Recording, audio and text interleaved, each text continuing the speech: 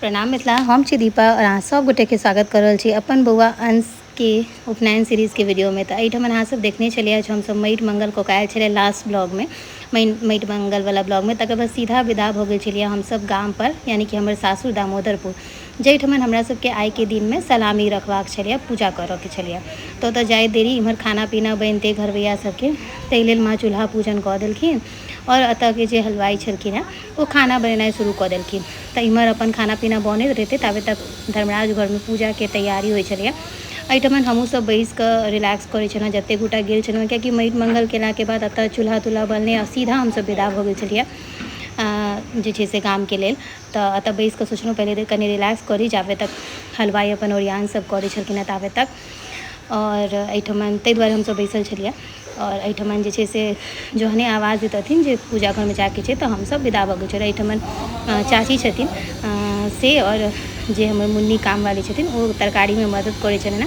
किएक तऽ जल्दी जल्दी खाना खा कऽ जे छै से हमरा सबके निकलबाक छलै आइए, हमर बहिन के लाबऽके लेल, किएक तऽ ओकर ट्रेन जे छै से 12 बजे के बाद छलै। ताहि दुआरे इम्हर खाना बनऽ लगलै और देखियौ एहिठाम हम सब गोटा विदा भऽ गेलहुँ आब धर्मराज घर जाके लेल, किएक तऽ सलामी रखऽके पूजा छलै ताहि दुआरे।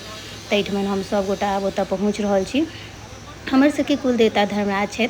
अहाँ सबके की छै से जरूर कहब हमरा कमेंट में, जाहिसँ हमरो पता चलै जे अहाँ सबके कोन कुलदेवता छथि। तऽ एहिठाम सलामी रखऽके जे भी विधि होइ छै ओहि विधिसँ सलामी रखाइ छै। और बौआ के बाबा जे छै से भगवान लग में राखै छलखिन हेँ, और हम सब गोटा कल जारि कऽ बाबाके इएह कहलियनि जे सब चीज नीकसँ सम्पन्न हुए। तऽ इएह छै हमर सबके धर्मराजके जे छै से गह्वर, जाहिठाम सबके पूजा होइ छै। और हमहूँ सब खूब नीकसँ देखै छलहुँ जे केना की होइ छै, किएक तऽ हम बौआके मूड़नके बाद एहिठाम पहिले बार जे एतेक नजदीकसँ पूजा पाठ सब देख रहल छियै। और हमरा मोनमे इहो इच्छा छलै जे हम जतेक चीज देखी ततेक चीज अहूँ सबके देखा पाबी।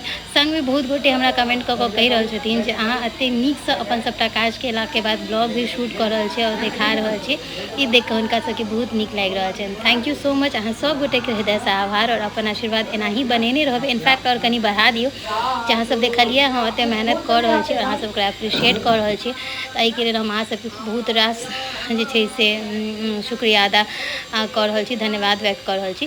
और आइए के दिन में एहिठाम सबटा कपड़ा लत्ता सब रखा जाइ छै, किएक तऽ जे छै से हमरा सबके झगड़ा दूर नहि होइ छै, एहि दुआरे जे पिछला साल ही उठाव भऽ गेलनि अतऽ बलि प्रदानके, ताहि चलते।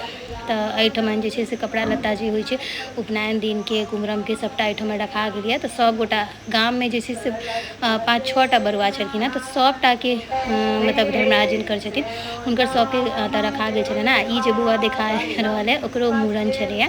तऽ हमरा सबमे मूड़न उपनयन सबटाके जे छै से आइएके दिनमे सब गोटाके एतऽ रखा जाइ छै। तऽ एहिठाम सलामी राखऽके जे विधि होइ छै ओहि विधिसँ होइ छै। तकर बाद घर आबि कऽ माँके छलनि हेँ गाममे साड़ी सब भीखके बँटबाक, तऽ माँ कहलखिन जे आइ समय छै तऽ आइए बाँटि लै छी। ताहि दुआरे हम सबटा साड़ी सब निकालि कऽ एहिठाम दऽ देलियनि, जे सबसँ पहिले बड़ी माँसँ देबऽसँ शुरुआत केलहुँ। ओकर बाद खाना पीना खाइत हमसब सीधा विदा भऽ गेल छलहुँ स्टेशनके लेल। अगला वीडियोमे देखायब अहाँ सबके कुमरम दिनके पूरा झलकी।